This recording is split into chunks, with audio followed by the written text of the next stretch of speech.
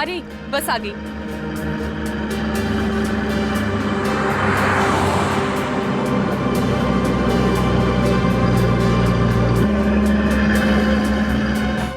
अरे बस वहां क्यों रुक गई?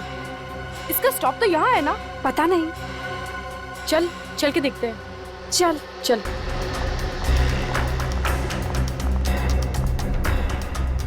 दरवाजा खोलो। अरे भैया दरवाजा खोलो। कोई खोल ही नहीं रहा।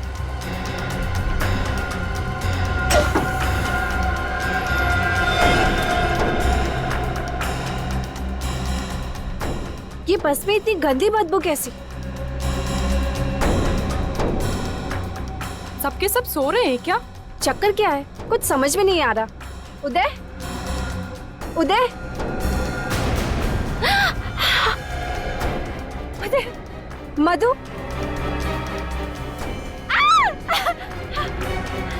ओह गॉड, ये सब लोग मर चुके हैं।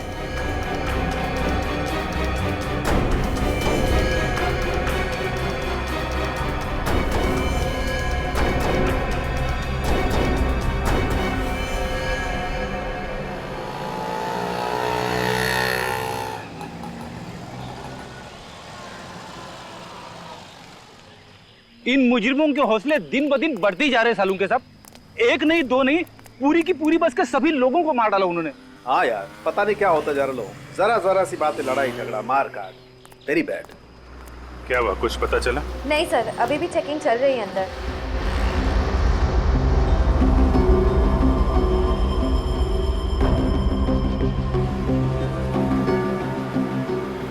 सर 2 लड़कियां बची लेकिन बेहोश हैं।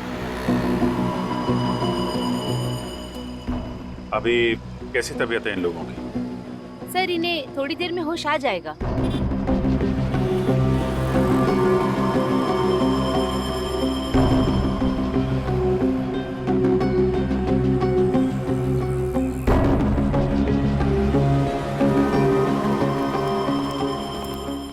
क्या पता चला? अंदर रेडिएशन है क्या?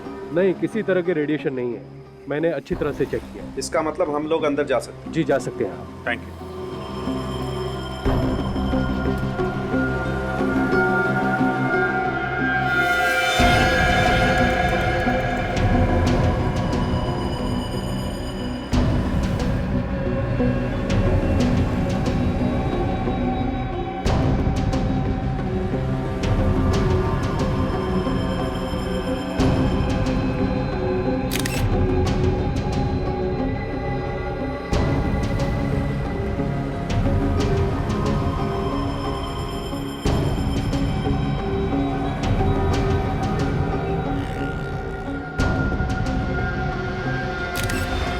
मामला तो जहर का ही लग रहा है सारों के साथ। सर, इतने सारे लोगों को एक साथ जहर दे दिया। मुझे तो लगता है इस बस की हवा में ही कोई जहरीली गैस घुस गई है, जिसकी वजह से हम मर गए। सालुंके साहब, आपको क्या लगता है ये कौन सी गैस हो सकती है? अब ये तो टेस्ट करने के बाद ही पता लगेगा कि कौन सी गैस है।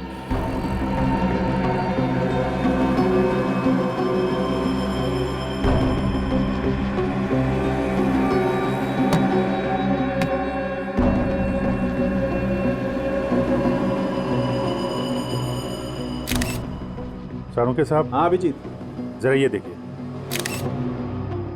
ये ग्रीन कलर का ये सब्सटेंस है, यही तो जहरीला केमिकल नहीं हो सकता है अभिजीत। ऑफिसर्स, दोनों लड़कियों में से एक लड़की को होश आ चुका है। फ्रेडी, सचिन, तुम लोग पूरी बस को अच्छी तरीके से चेक करो। देखो वो जहरीला केमिकल कहाँ से आया, चेक करो। श्रेया, सर बात कर सकते हैं उनसे? जी, उनसे बात हो सकती है। अभी कैसी तबीयत है आपकी? मैं ठीक हूँ सर, मगर ये सब हुआ कैसे? ये तो आप ही बताइए। अच्छा, ये जब बस रुकी तो आप में से बस में से किसी को उतरते या किसी आदमी को बस में चढ़ते हुए देखा क्या? नहीं सर, ना तो कोई उतरा ना ही कोई चढ़ा। जब मैंने बस का दरवाजा खोला तो देखा कि वहाँ पर बहुत सारी लाशें पड़ी हुई थी। पूरा का पूरा शमशान बना हुआ था सर। और सर उसके बाद हम लोग बेहोश हो गए थे। ठीक है, थैंक यू वेरी मच। आप इनको हॉस्पिटल ले जाइए। जी।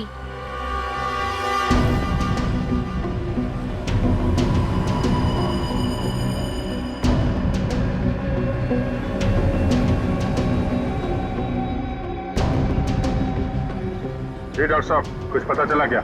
हाँ अभिजीत, ये देखो, जहर ने चमड़ी पर अपना असर दिखाना शुरू कर दिया है। सबकी चमड़ी पर हरे हरे दाग आना शुरू हो गए। देखो,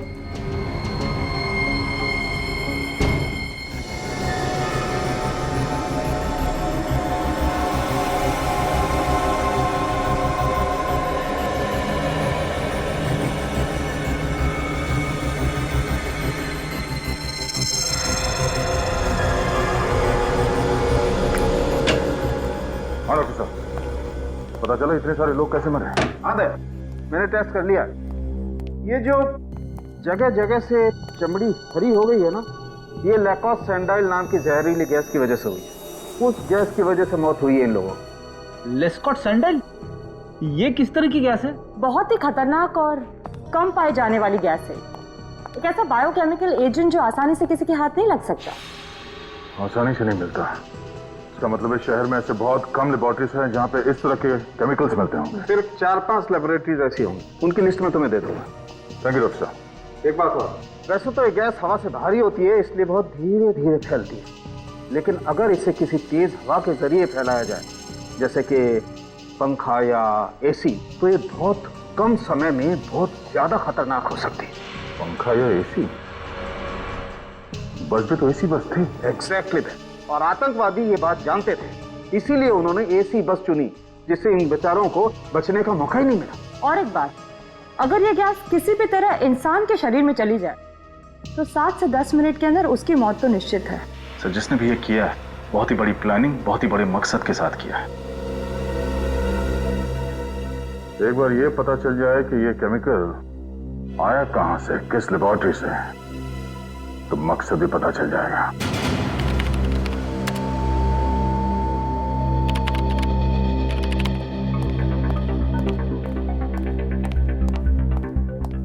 अभिनीत, क्या पता चला? सभी लैब्स को जानकारी भेज दी है। जैसे पता चलेगा वो केमिकल कहाँ से गायब हुआ है, वो लोग हमें इन्फॉर्म कर देंगे। सर मैंने तकरीबन सारे पैसेंजर्स की डिटेल्स चेक कर ली है। किसी का भी आपस में कोई संबंध नहीं है। सभी लोग अलग अलग जगह काम कर रहे थे। कोई बैंकर था, कोई डॉक्टर था, कोई अकाउंटेंट था। अगर एक चीज उन सब में कॉमन थी तो सिर्फ ये कि वो उसी बस में ट्रैवल कर रहे थे। मुझे तो लगता है इसके पीछे किसी आतंकवादी संगठन का हाथ है जो लोगों में दहशत फैलाना चाहते हैं। आतंकवादी संगठन? सर, बॉम्ब ब्लास्ट के बाद ये कौन सा नया तरीका अपना लिया इन लोगों ने? अभी तो सिर्फ बस में हुआ है, कल को शहर में कहीं भी हो सकता है, किसी भी भीड़ भाड़ वाले इलाके में। सर, डॉक्टर सालुंखे कह रहे थे कि वो केमिकल हवा से फैलता है। हो सकता है वो केमिकल बस के एसी के जरिए फैलाया हो सकता है, और ये भी हो सकता है कि उसने किसी बैग के अंदर वो चीज रखी हो। हाँ सर, और वो बैग बस में रख के अगले स्टॉप पे उतर गया होगा। वो बस के टिकट की मशीन लेके आओ, देखो कितने लोग चढ़े थे बस के अंदर। सर ये भी तो हो सकता है कि वो आतंकवादी सुसाइड स्क्वाड का हो और पैसेंजर्स के साथ वो खुद भी मर गया हो सकता है। बस के अंदर जितने लोग मरे थे सबकी बॉडी की शिनाख्त हो गई? नहीं सर, अब भी कुछ बाकी है। सर, कुल मिला के 35 लोग चढ़े थे बस में। 35 लोग, और हमें लाशें मिली हैं 22 लोगों की। मतलब 13 लोग बस से नीचे उतरे हैं। और सर, जहाँ से बस शुरू हुई थी वहाँ से लेकर तिलक नगर जहाँ बस मिली, टोटल 5 बस स्टॉप्स हैं। तो इन 13 लोगों के बारे में पता लगाते हैं। उन 5 बस स्टॉप में उतरे थे। बस को अच्छे तरीके से चेक करना होगा, और बस के अंदर जो बैग मिले थे उनको भी छान मारते हैं।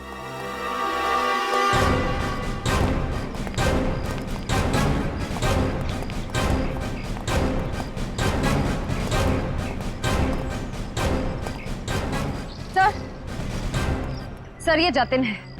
गाड़ियों के पुर्जे पुर्जे की अच्छी जानकारी है इसे। जतिन, बस का एसी अच्छी तरीके से चेक करो, देखो कोई छिड़कानी तो नहीं की गई। Okay sir.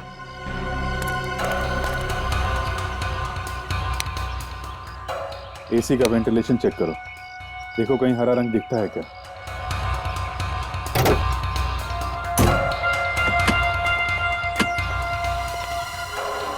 सारा सामान ध्यान से चेक करना। 22 लोगों की मौत हुई है, कुछ भी हो सकता है।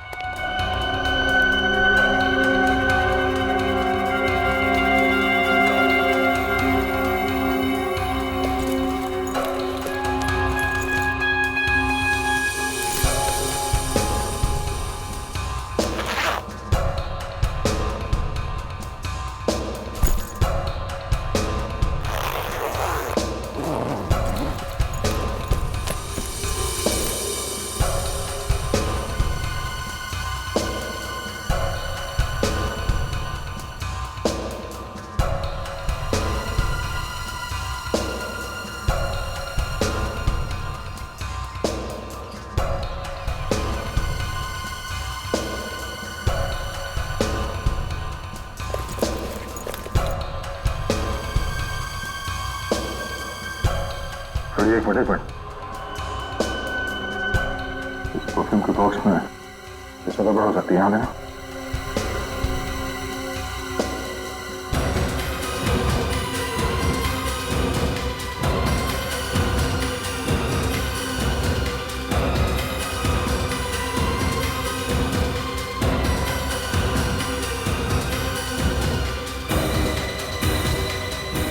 नहीं, ये बोल तो एकदम भरी हुई है, इसमें केमिकल नहीं हो सकता।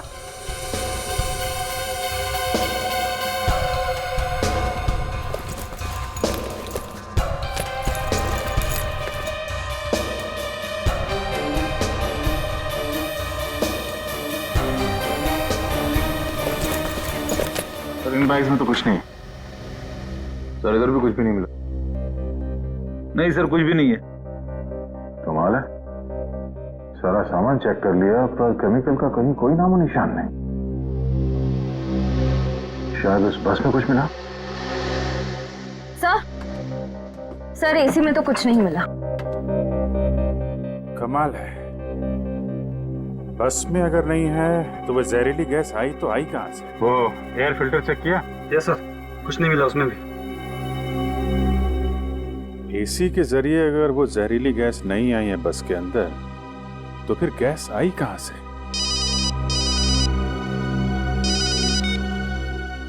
हाँ दया, हाँ कुछ मिला उस बस में?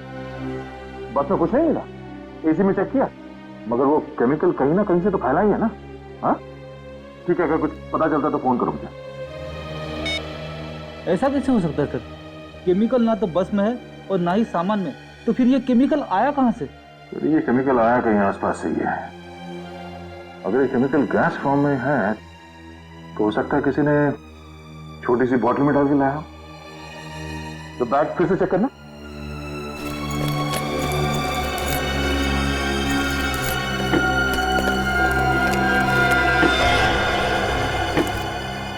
सर इस बैग के अंदर कुछ है। ये पूछो।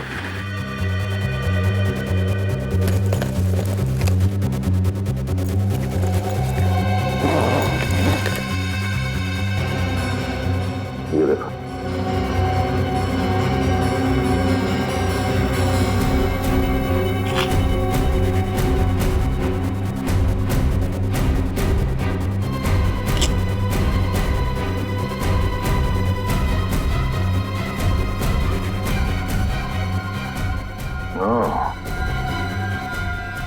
तो ये है वो बॉटल जिसमें केमिकल रखा गया था।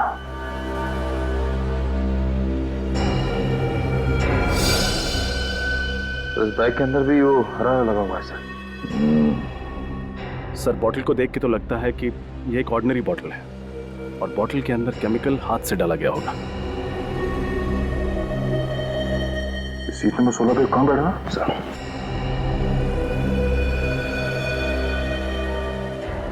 सर सीट नंबर 16 पे वो राजेश है सर। राजेश? तो राजेश आतंकवादी है? नहीं नहीं, ऐसा नहीं हो सकता। मेरा बेटा आतंकवादी नहीं हो सकता। देखिए, हम ये नहीं कह रहे हैं कि आपका बेटा आतंकवादी है, हम तो सिर्फ ये कह रहे हैं कि आपके बेटे राजेश के बैग में से हमें वो जहरीली केमिकल वाली बोतल मिली। नहीं, जरूर किसी ने ये बोतल मेरे राजेश के बैग में रख दिया होगा। मेरा बेटा तो बहुत सीधा साधा था सर। मेरा बेटा तो सॉफ्टवेयर इंजीनियर था सर।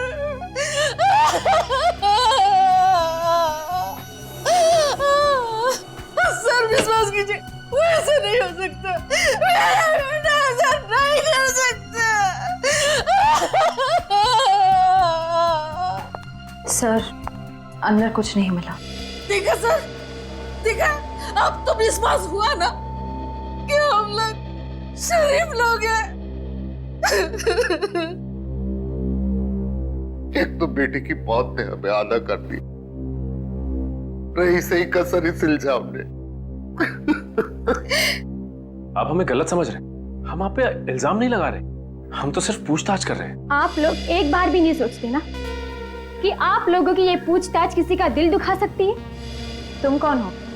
मेघा, राजेश की मंगेतर। ऑफिसर, कुछ पता चला? राजेश और उसके दोस्तों की मौत का जिम्मेदार कौन है? क्या उस बस में राजेश के दोस्त भी थे? जी हाँ, उस बस में उसके 7 दोस्त थे जो उसी के ऑफिस में काम करते थे।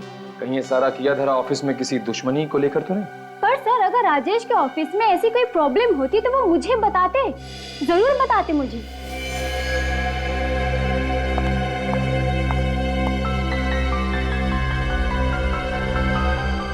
ये अस्थमा का पंप किसका है? राजेश का। क्या राजेश को अस्थमा था? हाँ सर, बहुत सीरियस अस्थमा था। अच्छा, ये अस्थमा के मरीज तो इस तरह का पंप हमेशा अपने पास रखते हैं ना? जी। लेकिन सर, हमें राजेश के बैग में या उसकी जेब में कोई अस्थमा का पंप नहीं मिला था। ये कैसे हो सकता है सर? मेरा बेटा राजेश बिना अस्थमा पंप के घर से बाहर ही नहीं जाते थे। ये तो एक्स्ट्रा है, इमरजेंसी के लिए घर में रखा है। कहीं ऐसा तो नहीं कि वो बैग राजेश का था ही नहीं, बल्कि बदल दिया गया था? हाँ सर, खूनी बैग बदल कर तिलक नगर से एक बस स्टॉप पहले, यानी कि श्याम नगर के बस स्टॉप पे उतर गया होगा। अभिजीत, अंदाजा बिल्कुल सही निकला। वो जहरीला केमिकल इस बोतल से ही छोड़ा गया है। सर, इस छोटी सी बोतल में 22 लोगों को मारने की क्षमता है। अकल बड़ी की भैंस। अबे कौन सी सोच में डूब गया? भैंस बड़ी होती है ना। देख, अकल तो छोटे से सिर में भी रह सकती है, मगर भैंस को रखने के लिए इतने बड़े तबेले की जरूरत पड़ती है। सर, सही बात है। छुट्टी हो गई? पहले एक था, अब 2 हो गए। सर, ये काम कैसे करता है? देखो, ये बटन एक तार के जरिए इस बैटरी से जुड़ा हुआ है। जैसे ये बटन दबाया, ये तार गर्म होने लगा। इतना गर्म हो गया कि बाद में ये डिस्कनेक्ट हो गया, टूट गया। और जब ये जलने लगा तो धीरे धीरे इसके अंदर की गैस बाहर निकली और उसने तबाही मचा दी। ये बटन दबने और गैस निकलने के बीच कितना टाइम लगता है डॉक्टर साहब? 60 से 90 सेकेंड। मतलब राजेश के पास 90 सेकंड थे बटन दबा के भागने के लिए। सर, फिर तो ये राजेश तिलक नगर से एक स्टैंड पहले ही उतर सकता था, फिर भी ये बस में क्यों बैठा रहा? ये राजेश सॉफ्टवेयर इंजीनियर था ना? हाँ सर, किसी MRP कंपनी में काम करता था और महेश नगर में रहता है। सर, मैंने शहर की सारी लैब्स में पता कर लिया, कहीं से भी किसी भी केमिकल की चोरी नहीं हुई। कहीं से भी नहीं चुराया गया, तो फिर वो खतरनाक केमिकल राजेश के बैग में आया कहां से?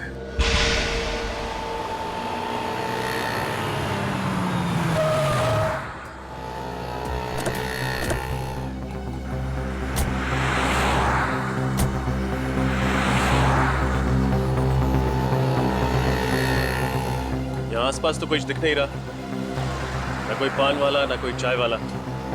पूछे तो किससे पूछे? सर, वो सामने सड़क के उस पर वो पेपर वाला दिख रहा है, उससे चल के पूछे। चलो।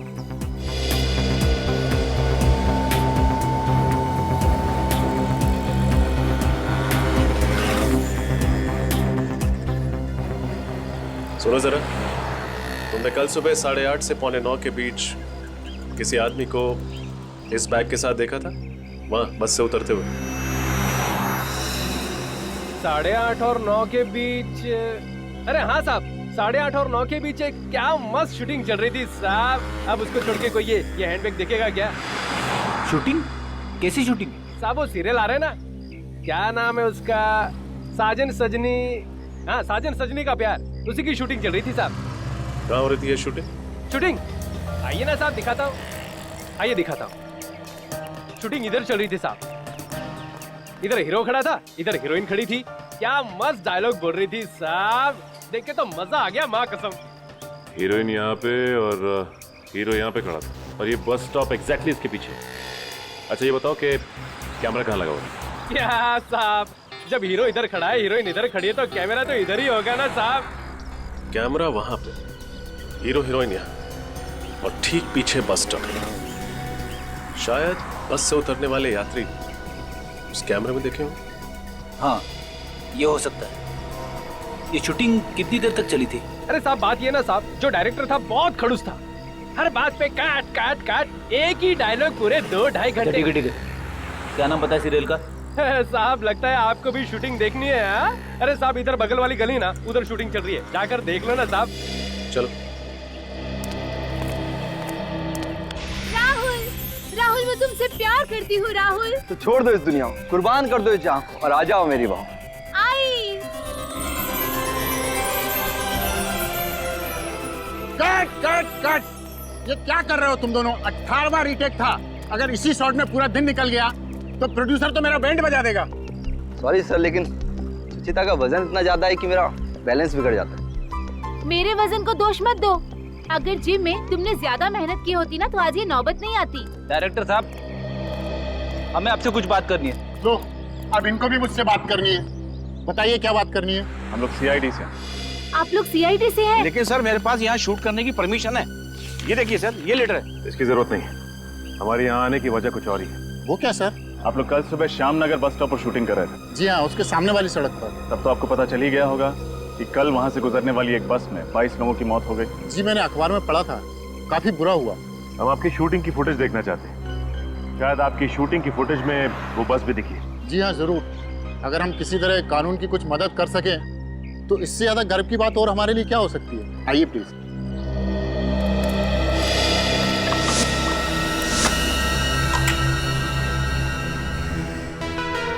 हमारे पास दो ही रास्ते हैं। क्या? या तो हम घर से भाग चलते हैं या फिर आत्महत्या। आत्महत्या? क्या कर सकते हैं? तुम पागल हो गए हो?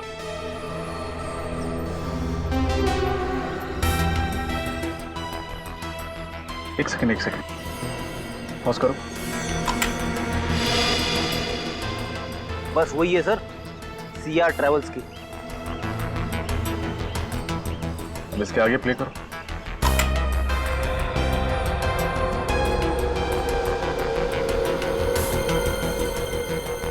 पॉज करो। अरे इसके हाथ में भी बिल्कुल वैसा ही बैग है जैसा राजेश का था।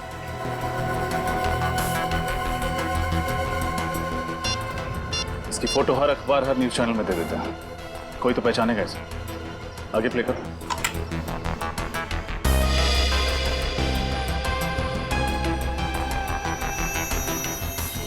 ये आदमी सड़क से गली के अंदर गया हमें। चलो गली में चलकर देखते हैं।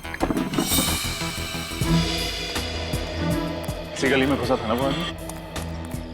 हाँ, गली तो यही है। अरे लेकिन ये गली तो वहां जाके खत्म हो जाती है, डेड एंड है वहां। हो सकता है वो इन्हीं में से किसी बिल्डिंग में रहता हो या यहाँ आया हो। एक काम करो, तुम लोग बिल्डिंग्स में जाके पूछताछ करो, तब तक मैं रास्ते के आदमी से पूछता हूँ।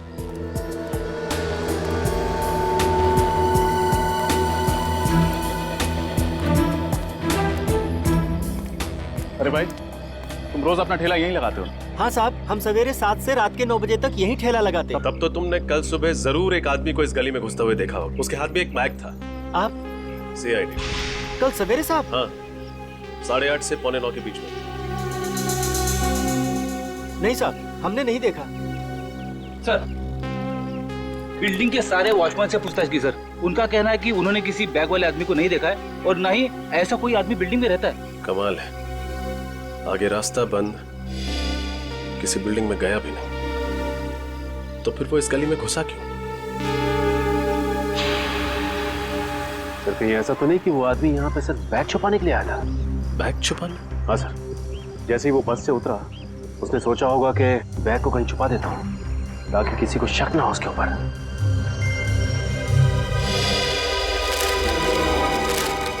हाँ सचिन, सुनो, कल तुम्हें इस डिब्बे में कोई बैग मिला था? नहीं साहब, कल तो मैं बीमार था साहब, कल मैं आया नहीं था साहब। इसका मतलब कल का कचरा अभी भी इस डिब्बे में ही होगा। चेक करो।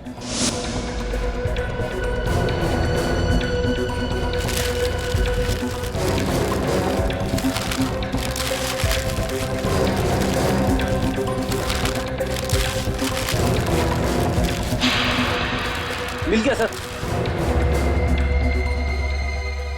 ये रहा बैग। समझ गए, अंदर कुछ भी हो सकता है।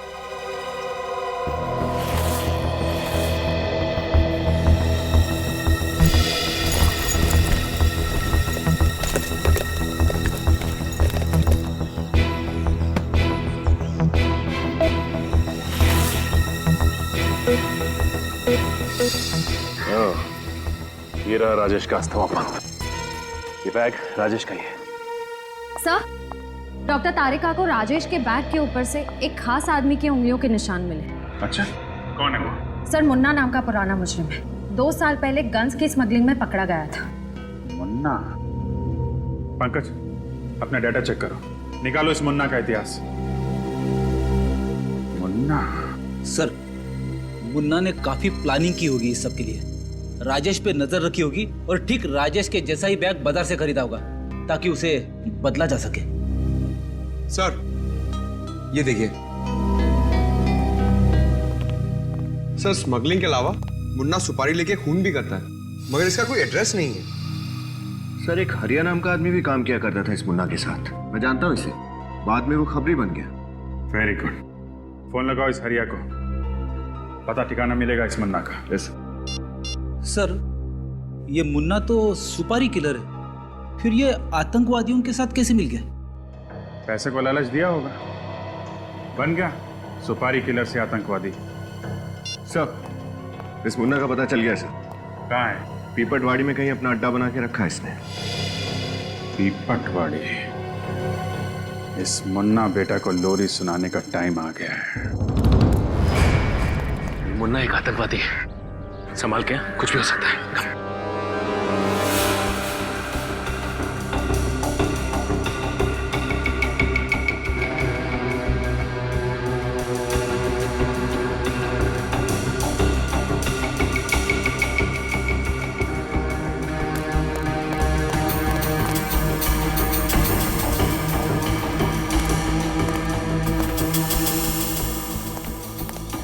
कोई नहीं है सर। कोई नहीं?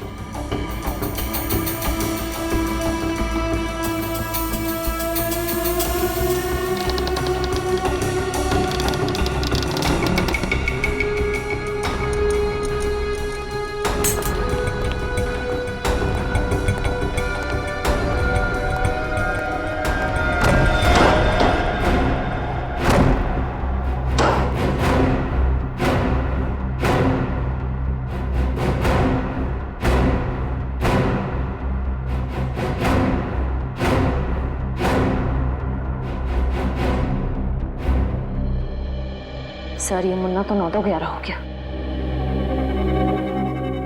क्या अपराधी अक्सर अपराध करके अपना ठिकाना बदल लेते हैं। एक काम करो, अच्छी तरह से तलाशी लो, कुछ ना कुछ जरूर छोड़ के गया होगा ये मुन्ना। सर,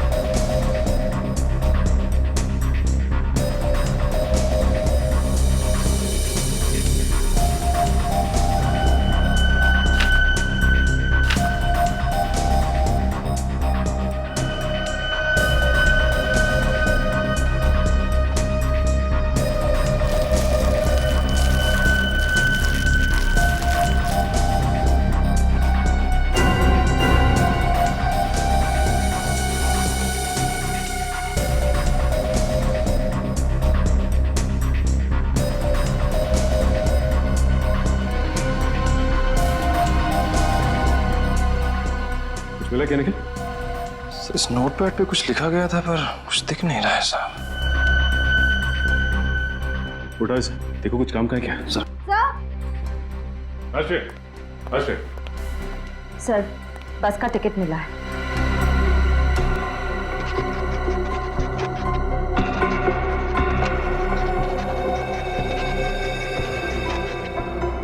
एक बात तो पक्की हो गई कि वो बैग उस बस में मुन्ना नहीं रखा था, उसी बस की टिकट है और टाइम और डेट भी मैच कर रहे हैं।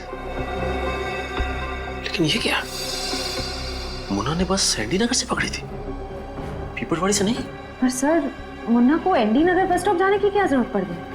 उसके लिए तो पीपलवाड़ी का बस स्टॉप ज्यादा नजदीक पड़ता। वो इसलिए क्योंकि शायद मुन्ना एनडी नगर में किसी से मिलने गया था। इस नोट पैड से एनडी नगर के घर का एड्रेस मिला है सर। एनडी नगर, हमारी अगली मंजिल एनडी नगर का ये घर है। हो सकता है मुन्ना का ये नया ठिकाना। सर दरवाजा खुला है, लगता है मुन्ना अंदर ही है, संभाल के।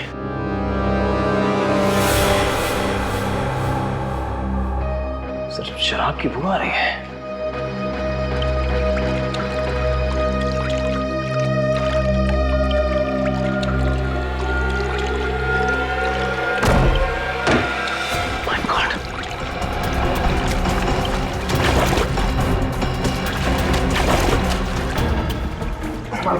लगता है ज्यादा शराब पी के बाथटब में बेहोश हो गया। ये बेहोश नहीं है, बल्कि इसकी मौत हो चुकी है। ये तो मुन्ना नहीं है, आखिर है कौन? सर इसका नाम सनी है, उसके पास में ये ड्राइविंग लाइसेंस है। सनी? मुन्ना जैसे आदमी के पास सनी का एड्रेस कैसे आया? एक काम करते हैं, पूरे घर को छान मारते हैं, देखते हैं क्या मिलता है।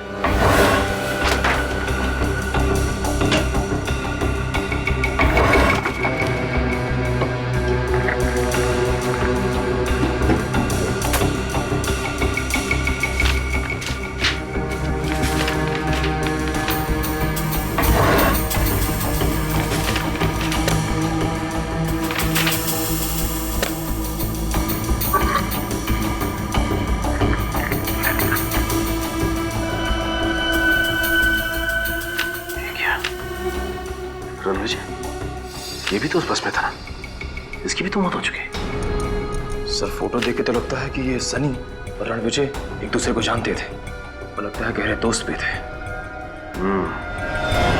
ये कितने गहरे दोस्त थे इसके बारे में तो रणविजय के परिवार वाले बताएंगे। सनी और रणविजय बचपन के दोस्त थे। बचपन के दोस्त? हाँ, पांचों ने स्कूल और कॉलेज सब एक ही साथ किया था। पांचों ने? माँ जी आप किन पांचों की बात कर रही हैं? सन्नी और रणविजय के 3 दोस्त और भी थे उस बस में, अमित, उदय और राजेश। राजेश भी इन सबका दोस्त था?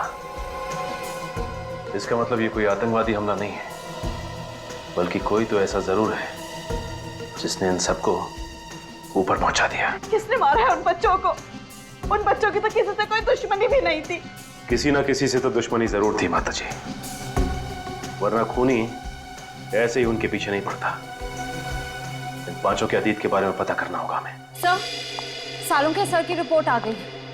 सर इस रिपोर्ट में साफ साफ लिखा है कि सनी के बाथटब में डूबने की वजह शराब नहीं, ड्रग्स है, जो उन्हें सनी के खून में मिली थी। ड्रग्स? मतलब सनी शराब नहीं पीता था? नहीं। फिर क्या सनी ड्रग्स लेता था? नहीं विनीत, रिपोर्ट में साफ साफ लिखा है सनी को ड्रग्स वाला इंजेक्शन उसे गर्दन के पीछे दिया गया। कोई भी आदमी ड्रग्स लेगा अपने हाथ में इंजेक्शन लगाएगा, बाजू में लगाएगा, गर्दन के पीछे?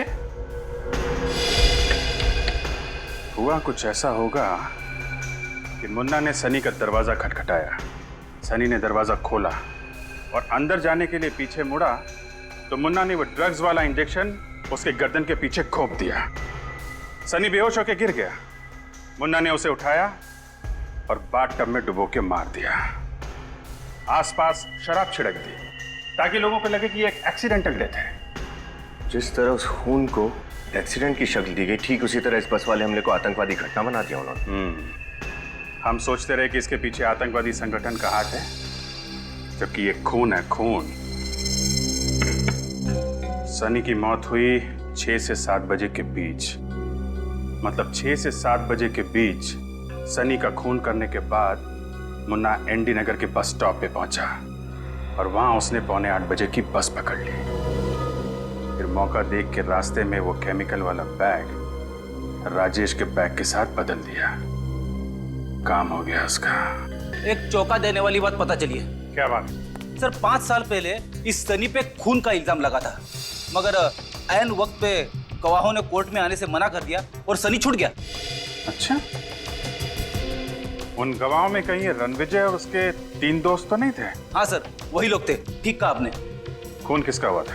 किसी मोनिका नाम की लड़की का। मोनिका? मतलब खूनी मोनिका का कोई दोस्त या रिश्तेदार है जो उसकी मौत का बदला ले रहा है। अब सीआईडी के आने का क्या फायदा?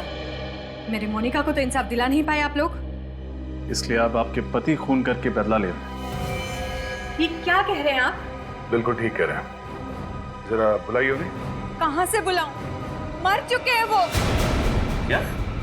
उनकी भी मौत हो चुकी? जी हाँ, एक बूढ़े बाप के कंधों में इतनी ताकत नहीं होती कि जवान बेटी के अर्थी के साथ कानून की नाइंसाफी का बोझ भी सह सके। जब कानून ने मेरी मोनिका के खूनी को आजाद छोड़ दिया तो वो ये बर्दाश्त नहीं कर पाए, आत्महत्या कर ली उन्होंने। बहुत बुरा हुआ आपके साथ। प्लीज संभालिए अपने आप को। देखिए माँ जी, आपके परिवार के साथ जो कुछ भी हुआ उस बात का बेहद अफसोस है हमें। पहले आपकी बेटी मोनिका और उसके बाद आपके पति। बात दरअसल ये है कि कोई तो है जो मोनिका के खूनी और उसके दोस्तों की जान ले रहा है। क्या? मोनिका का कातिल मारा गया? ये किसने किया? हम भी यही पता लगाने की कोशिश कर रहे हैं। जरूर कोई मोनिका के पास वाला ही होगा। नहीं, लेकिन जो भी ये कर रहा है ना, मेरी दुआएं हैं उसके साथ। कोई तो है जो मेरी बेटी के खून का बदला ले रहा है। वो सिर्फ आपकी बेटी के खूनी को ही नहीं बल्कि साथ साथ कई मासूम लोगों को अपना शिकार बना चुका है। अब अगर ऐसे आदमी को आप दुआ देंगे, माँ जी, मुझे नहीं लगता कि ये अच्छी बात होगी। माँ जी, मोनिका का कोई भाई है? जी नहीं, वो हमारी इकलौती संतान थी। तो हो सकता है कि आपकी बेटी मोनिका किसी से प्यार करती हो? हाँ, वो और संजय एक दूसरे से बेहद प्यार करते थे। शादी भी होने वाली थी उनकी, पर वो तो बहुत नेक लड़का है, वो ऐसा नहीं कर सकता। वो कितना नेक है वो तो हम पता कर ही लेंगे। संजय, ये क्या बकवास कर रहे हो मुन्ना तुम? सारे पैसे मैं तुम्हें दे चुका हूं ना। संजय साहब, सारे नहीं, आधे पैसे। क्या मतलब? मतलब वो सारे पैसे 4 लोगों को मारने के लिए दिए गए थे। उनके साथ 18 लोग और मारे गए। उनका क्या? वो क्या मुफ्त में मारे गए? देखो मुन्ना, ये तो सरासर बेईमानी है। बेईमानी के धंधे में ईमान ढूंढ रहे हैं। मुझे पैसे चाहिए, पैसे। देखो मुन्ना, तुम्हें शुरुआत से पता था कि प्लान के हिसाब से बस में जितने भी लोग होंगे वो सबके सब मारे जाएंगे ताकि वो 4 दोस्त मारे जा सके। पुलिस को ये एक आतंकवादी हमला लगे। अब मेरे पास और पैसे नहीं है। तुम प्लीज यहां से जाओ। ठीक है, कोई बात नहीं, सारे सबूत हैं मेरे पास। पुलिस को तुम तक पहुंचने में ज्यादा टाइम नहीं लगेगा। तो तुम मुझे ब्लैकमेल कर रहे हो? देखो, ये सही नहीं है। क्या सही है और क्या गलत, ये तो पहले सोचना चाहिए था। ठीक कहा, मुझे पहले ही सोचना चाहिए था।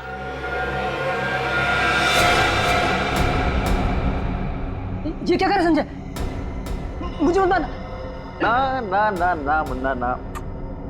अदुपर, मुझे मत। जो आदमी 22 लोगों को मरवा सकता है वो क्या तुझे नहीं मार सकता? संजय, मुझे मत मारना।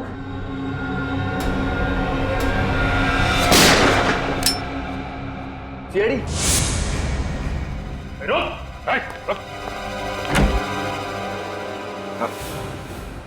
मैंने कुछ नहीं किया सर। ये सब इस गुंडे मुन्ना ने किया है। पता ही है, बस में बैठे लोगों को मार दिया इसने। हमें पता है तुमने किया ये सब। मोनिका के खून का बदला लेना चाहते थे ना तुम? नहीं सर। नहीं?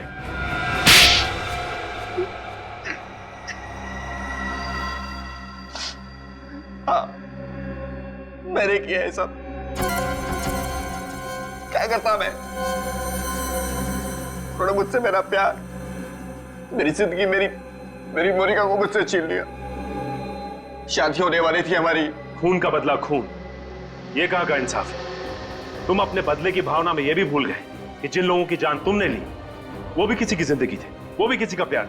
इस सब मैंने इस अंधे कानून की वजह से किया है। खुली को बाइज्जत किया कर दिया उन्होंने। क्या करता मैं?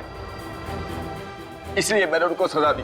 सजा तुमने दी, वही गलत किया। कानून के ऊपर भरोसा करते, सच को सामने लाने की कोशिश करते तो शायद मोनिका के खूनी को सजा हो जाती, लेकिन अब तुम दोनों को सजा होगी, वो भी फांसी।